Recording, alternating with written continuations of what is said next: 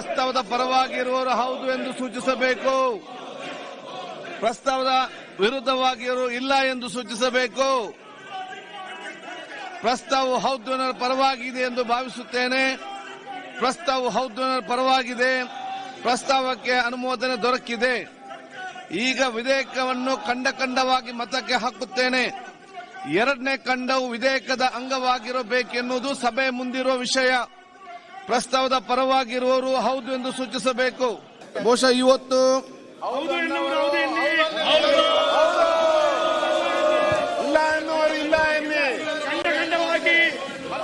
ತಾವೆಲ್ಲ ಧರಣಿಯಲ್ಲಿ ಭಾಗವಹಿಸಿ ನಿಮ್ಮ ಬೇರೆ ಬೇರೆ ಹಾಡುಗಳನ್ನು ಮತ್ತು ಘೋಷಣೆಗಳನ್ನು ಮತ್ತು ಆಕ್ಷನ್ ಎಲ್ಲ ಮಾಡಿದ್ದೀರಿ.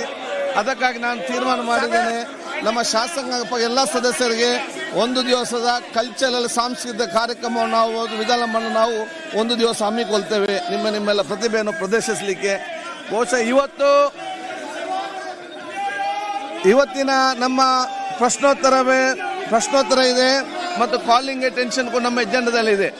ನಮಗೆ ಬಹುಶಃ ಪ್ರಶ್ನೋತ್ತರ ಕಾಲಿಂಗ್ ಅಟೆನ್ಷನ್ 69 ಚರ್ಚೆಯಲ್ಲಿ ಸಕ್ರಿಯವಾಗಿ ತಗೊಂಡು ಚರ್ಚೆಗೆ ಭಾಗವಹಿಸುವ ಇಚ್ಛೆ ಇತ್ತು. ನಿಮ್ಮೆಲ್ಲ ಅಪೇಕ್ಷೆ ಕೂಡ ಇದೆ.